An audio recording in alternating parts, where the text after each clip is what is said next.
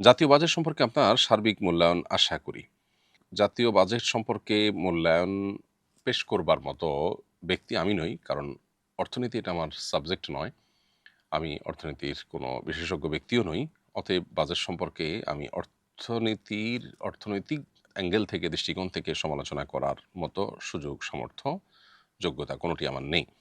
তবে দেশের একজন সাধারণ মানুষ হিসাবে, একজন নাগরিক হিসাবে খোলা চোখে আমি কয়েকটি জিনিস দেখতে পেয়েছি। সেই আলোকে আমি কথা বলতে পারি। ইতিবাচক দিকগুলোর মধ্যে একটা হলো যে তামাক জাতীয় যে পণ্য, এগুলোর কর বাড়ানোর ফলে এই নেতিবাচক অভ্যাস পরিত্যাগে মানুষকে উৎসাহিত করা হয়েছে একভাবে। এটা একটা পজিটিভ দিক আলহামদুলিল্লাহ।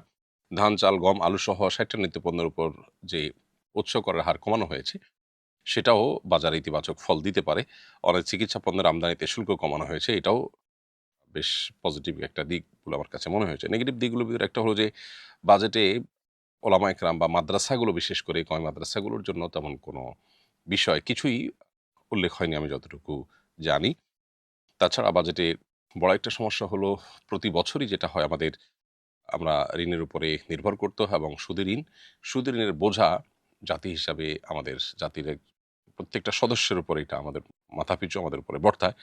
একজন নাগরিক হিসাবে আমি সুদ আল্লাহ তাআলা আমার জন্য হারাম করেছেন। এটা আমার ধ্বংসকে ডেকে আনবে।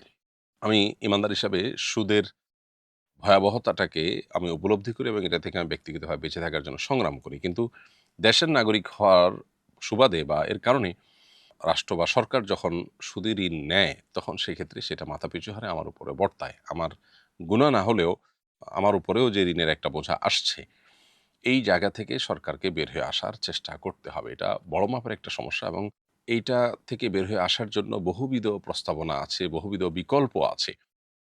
আমাদের খরচের খাতগুলোকে কমাবার বহু সুযোগ আছে। রাষ্ট্রীয় যে সমস্ত আপনার খরচ হয়ে থাকে, আমাদের বিভিন্ন পদস্থ ব্যক্তিবর্গ যে সমস্ত গাড়িতে চলাফেরা করে থাকেন, চাইলে সেগুলোকে আরেকটু কম দামের গাড়ি কিনে সেগুলোতে চলাফেরা করা যেতে পারে। শো অফ জাতীয়, প্রদর্শন জাতীয় বহুত বিষয় আছে যেগুলোকে নিয়ন্ত্রণ করা যেতে পারে। অপচয় কন্ট্রোল করা যেতে পারে, নির্মূল করা যেতে পারে।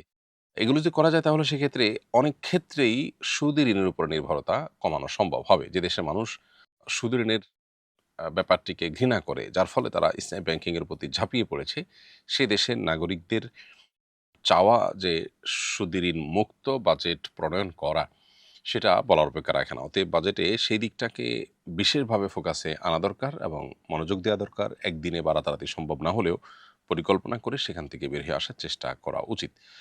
দোয়া করি আল্লাহ তাআলা আমাদেরকে আমাদের জাতীয় জীবনে সার্বিকভাবে আল্লাহ তাআলা বারাকা দান করুক। আমাদের জাতীয় অর্থনৈতিক জীবনে বিশেষভাবে আল্লাহ তাআলা বারাকা দান করুন। আমরা যেন পরনির্ভরশীলতার এই জাতাকল থেকে বের হয়ে আসতে পারি, স্বাবলম্বী হতে পারি। আমরা যেন বিশ্বের দরবারে প্রভাবশালী একটি জাতি, রাষ্ট্র হিসাবে মাথা উঁচু করে দাঁড়াতে পারি। আল্লাহ তাআলা আমাদেরকে সেরকম সুযোগ, সামর্থ্য, তৌফিক দান করুন। আমি মামার কাছ থেকে ১০ লাখ টাকার বিনিময়ে ধার্য করে বাকিতে ১ খণ্ড জমি কিনি। পরবর্তীতে তাকে ৮ লাখ টাকা আমি দেই আর বলি ২ লাখ টাকার পরিবর্তে তার শেষ জীবনের যাবতীয় খরচ বহন করব। তাতে তিনি সম্মত হন, কিন্তু তার কয়েকদিন পর তিনি মারা যান। এখন আমি তার ওই জমিটির মালিক হয়েছি কিনা? খুবই গুরুত্বপূর্ণ এবং সূক্ষ্ম একটি প্রশ্ন। প্রিয় দর্শক, আপনার প্রশ্ন উত্তর হলো যে আপনি যেহেতু তার সাথে ক্রয় চুক্তি করেছেন, ক্রয় চুক্তি যখন হয়ে যায় তখন আসলে মালিকানা সাব্যস্ত হয়ে যায়। ক্রয় চুক্তির মাধ্যমে আপনি মালিকানা আপনার সাব্যস্ত হয়েছে। তবে ২ লাখ টাকার বিনিময়ে শেষ জীবনে যাবতীয় খরচ বহন করার যে চুক্তি করেছেন সেটা শুদ্ধ হয়নি। কারণ এটা জিনিসটা অস্পষ্ট। অতএব আপনার মামার জন্য যে টাকা আপনি খরচ করেছেন, যদি করে থাকেন তাহলে সে টাকা মাইনাস করে বাকি ২ লাখ টাকা তার অন্য সম্পদের সাথে আপনাকে এড করতে হবে। ওয়ারিসদেরকে ফেরত দিতে হবে। তার মারা যাওয়ার পরে তার সম্পদের মালিকানা ওয়ারিসদের হয়, তাদেরকে ফেরত দিতে হবে। ধরুন ১০,০০০ টাকা খরচ করেছেন, এর মধ্যে তিনি মারা গেলেন, তাহলে বাকি ১,৯০,০০০ টাকা আপনাকে ফেরত দিতে হবে। অর্থাৎ ১০ লাখ টাকাই মূলত তার প্রাপ্য চূড়ান্ত হয়ে গেছে চুক্তির মাধ্যমে এবং সেটাই আপনাকে দিতে হবে।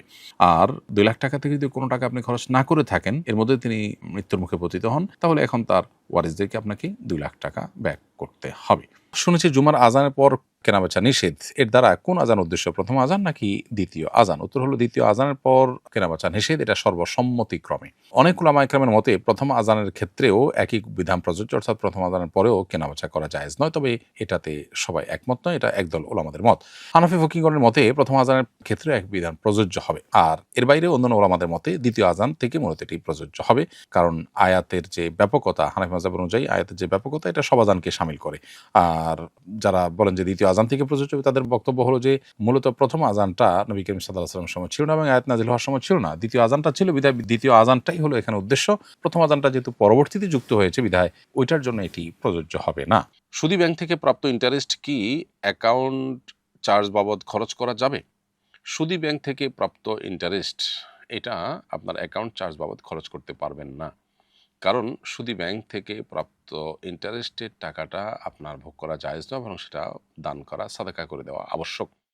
আপনার অ্যাকাউন্টের যে চার্জ আপনি দিচ্ছেন সেটা দেওয়া মানে আপনি নিজে ভোগ করা, কারণ আপনার অ্যাকাউন্ট মেনটেন বাবদ আপনাকে যে চার্জটা করে থাকে ব্যাংক, সেই চার্জ দেওয়া মানে হলো আপনি আপনার অ্যাকাউন্ট পরিচালনা করে তার বিনিময় দিয়ে আপনি এটা সুবিধা ভোগ করছেন, ক্যাশ টাকাটা ভোগ না করে একটু ঘুরিয়ে ভোগ করছেন। সেজন্য এটা আপনার জন্য জায়েজ হবে না, বরং এটি আপনাকে পরিপূর্ণ সাদাকা করে দিতে হবে। পড়াশোনার চাপ এবং ক্যারিয়ার নিয়ে দুশ্চিন্তার মাঝে কিভাবে ইবাদতে মনোযোগ ধরে রাখা যায়? মানসিকভাবে শান্ত থাকার জন্য একজন ছাত্রের দৈনন্দিন রুটিন কেমন হওয়া উচিত বলে আপনি মনে করেন? ক্যারিয়ার ভাবনা বেশিরভাগ মানুষকে আজকাল ডিপ্রেসড করে দিচ্ছে। পড়াশোনার অতিরিক্ত চাপটাও ওই ক্যারিয়ার ভাবনা থেকেই মূলত এসেছে।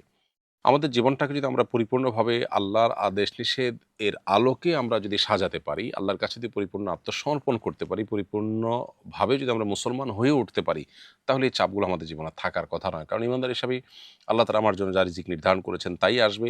আমি সমাজে কারোর সাথে পার্থিব কোনো বিষয়ে কম্পিটিশনে জড়াবো না, বরং আমি হালাল এবং সুস্থ স্বাভাবিকভাবে আল্লাহর কাছ থেকে যা পাবো সেটাকে আমি ওয়েলকাম করব। আর যেটুকু আমি পাবো না সেটুকুকে আমার রিজিকে নেই, সেগুলো আমার ভাগ্যে নেই, এটি চূড়ান্তভাবে জেনে আমি নিজেকে সান্ত্বনা দেব এবং আমি সন্তুষ্ট চিত্তে আল্লাহর ফয়সালাকে মেনে নিব। এই মানসিকতা যদি নিজের ভিতরে ধারণ করা যায় এবং পরিবারকে যদি অ্যাওয়্যার করা যায়, তাহলে সেক্ষেত্রে আপনার কেরিয়ারের চাপ বা পড়াশোনার চাপের কারণে অতিরিক্ত দুশ্চিন্তা এটা আপনার এবাদতের ধ্যানমগ্নতাটাকে নষ্ট করবে না। অতএব এবাদতে মনোযোগ ধরে রাখার জন্য আসলে আগে থেকে আমার ট্রিটমেন্ট হওয়া উচিত যে আমার দৃষ্টিভঙ্গির পরিবর্তন যেটা খুবই জরুরি, সেটি আমাদের মধ্যে করা দরকার। ইনশাআল্লাহ এটা সবচেয়ে বেশি সাহায্য করবে। এর বাইরে একজন শিক্ষার্থী হিসাবে আপনার ৫ ওয়াক্ত নামাজের পাশাপাশি সকল হারাম গুনাহ থেকে, হারাম কাজ থেকে বেঁচে থাকা, গুনাহের কাজ থেকে বেঁচে থাকা এবং সৎসঙ্গ অবলম্বন করা, আল্লাহর প্রতি মনোনিবেশ করা, আল্লাহ স্মরণ করা, দোয়া মুনাজাতের মধ্যে বেশি সময় অতিবাহিত করার চেষ্টা করা, একটা দিনী এনভায়রনমেন্ট এবং পরিবেশ মধ্যে নিজেকে রাখার চেষ্টা করা।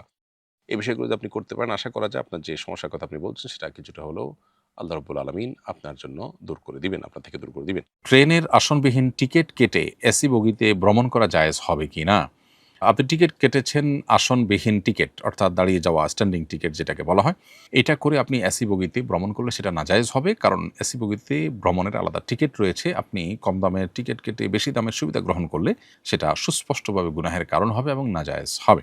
এসি বগিতে যারা আছেন তারা একটু বেশি টাকা দিয়ে টিকিট করেছেন তারা যে সুবিধা পাওয়ার জন্য, আপনি সেখানে যাওয়ার ফলে অর্থাৎ সেখানে আপনি কম দামের টিকিট কেটে বেশি দামের সুযোগ নেয়ার ফলে তাদের তো অসুবিধাও তৈরি হবে, তাই না? অতএব তাদের অসুবিধা হোক বা না হোক, মূলত আপনি যেই টাকায় টিকিট কিনেছেন তাতে যা সার্ভিস পাওয়ার কথা তার যে বেশি সার্ভিস আপনি নিচ্ছেন, এটা অবশ্যই অন্যায় হবে এবং নাজায়েজ হবে। এটা আপনার জন্য করা উচিত হবে না। দোকান ভাড়া দেওয়ার সময় সিকিউরিটি মানি হিসেবে যে টাকা নিয়েছি তা কি ব্যক্তিগত কাজে ব্যবহার করতে পারবো?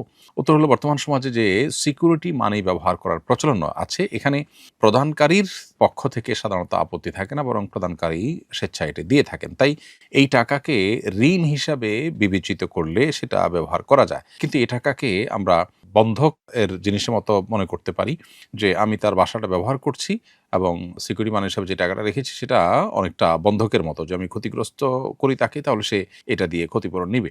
সেটা যদি হয় তাহলে এটার ব্যবহার করা জায়েজ হয় না। বিষয়টা উলামা ইকরামের উচ্চতর গবেষণা সাপেক্ষ বিষয়। আমি বিষয়ে কোনো কনক্লুশনে আসলাম না। দুটি দৃষ্টিভঙ্গি আছে এবং দুটি দৃষ্টিভঙ্গির আলোকে এক দৃষ্টিকোণ থেকে জায়েজ হয়, অপর দৃষ্টিকোণ থেকে ব্যবহার করা নাজায়েজ হয়। বিষয়টিকে আরও চূড়ান্তভাবে পর্যালোচনা করে আমরা কনক্লুশনে আসার মতো কোনো ডিসিশনে ইনশাআল্লাহ আসার চেষ্টা করব। আমাদের মহল্লা মসজিদে কোরআনের মজমা নামে একটি অনুষ্ঠান হয়। সেখানে দলবদ্ধভাবে কোরাস গাওয়ার ন্যায় কোরআন পাঠ করা হয়। এভাবে দলবদ্ধভাবে কোরআন তেলাওয়াত করা জায়েজ হবে কি না? প্রথম কথা হলো যে আপনি কোরআনের মজমা বলতে যেটি বোঝাতে চেয়েছেন বা যেটি বুঝিয়েছেন সেখানে আসলে কি হয় অ্যাকচুয়ালি সেটা আরও স্পষ্ট করলে আমাদের আপনার পার্টিকুলার প্রশ্ন উত্তর দিতে সহজ হতো। তবে আমরা মৌলিকভাবে আপনাকে বলে রাখি যে গলায় গলা মিলিয়ে সুরে সুর মিলিয়ে তালে তালে একসাথে এভাবে সংঘবদ্ধ হয়ে কোরআন তেলাওয়াতের কোনো যৌক্তিকতা নেই। কোরআন হাদিস এরকম কোনো নির্দেশনা আমাদেরকে দেয়নি, বরং এরকম তেলাওয়াত বেদাত বা পরিত্যাজ্য বিষয়ে পরিণত হতে পারে।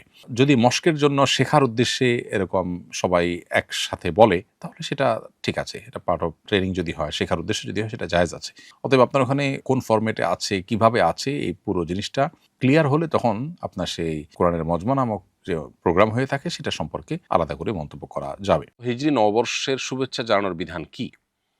নববর্ষ কেন্দ্রিক যে আনুষ্ঠানিকতা আছে এটি মূলত এসেছে পেগানদের থেকে, প্রকৃতি পূজারীদের কাছ থেকে। এটির পেছনে একটি বিশ্বাসগত দিক আছে। সেই বিশ্বাসগত দিক ছাড়া এমনিতে কেউ যদি নববর্ষ উদযাপন করে তাহলে সেটা বিশ্বাসগত দিক থেকে উদযাপন করার ফলে যে বিধানটি আসে এখানে সেরকম কঠোর বিধান প্রযোজ্য হবে না। তবে নবী করিম সাল্লাল্লাহু সাল্লাম বলেছেন, মান তাশাব্বাহা বিকওমিন ফাহুয়া মিনহুম, যে ব্যক্তি কোনো জাতির সাদৃশ্য গ্রহণ করবে সে তাদের অন্তর্ভুক্ত হবে। পেগান বা প্রকৃতি পূজারীরা তারা বছরের প্রথম দিনকে তারা নওরোজ বলতো। ফার্সি ভাষায় নওরোজ মানে নতুন দিন। বছরের প্রথম দিনকে আনন্দ ফুর্তি করে কাটালে সারা বছর ভালো থাকা যায়, এরকম একটি বিশ্বাস তাদের মধ্যে ছিল। ফলশ্রুতিতে তারা নববর্ষকে উদযাপন করে ঘটা করে তারা পালন করত এবং বিভিন্ন পূজা অর্চনা তারা এই দিনকে ঘিরে করত।